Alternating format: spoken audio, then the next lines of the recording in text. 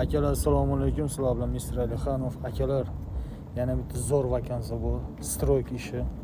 Gruziyada razрешение работangizni qilib beradi, страховканgizni qilib beradi, yemog'ingizni beradi, yotog'ingizni beradi.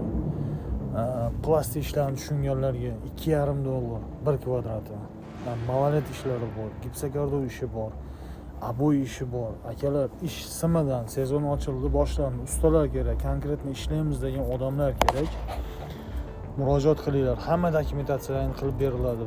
Bemalol razрешение работы, вид на жительство hamma yo'q qilib beradi. Самое главное kelib ishlashinglar kerak, usta bo'lishinglar kerak. Undan keyin oylikka keladigan bo'lsak, xohlasanglar haftalik olinglar, xohlasanglar 15 kun olinglar, xohlasanglar oylik olinglar akalar. Shashilinglar, срочно Gruziyada ustalar.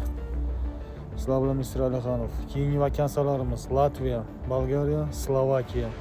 Sezonlar boshlandi akalar. Murojaat qilinglar. Latviyani mana ikkitamiz xudo xolasa keyingi hafta vizasini oladi, ketadi. Bolgariyaniki topshirdik kecha bolalarnikini.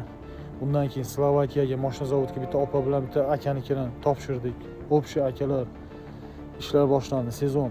Belorussiyaga молочный zavodga yana 18 ta odam kerak. Belorussiyaga gazonga, sun'iy gazonga akalar. Yana 6 ta odam qoldi. Joyimiz. Shashilinglar. Oilalar normalniy. Nimaga oilalar unaqa u davlat kambag'al bo'lgan? Akalar, ishi shunga yarasha, o'ziga yarasha qiyin ishi, oson emas. Shu uchun oyligi shunaqa akalar. Сразу murojaat qilinglar.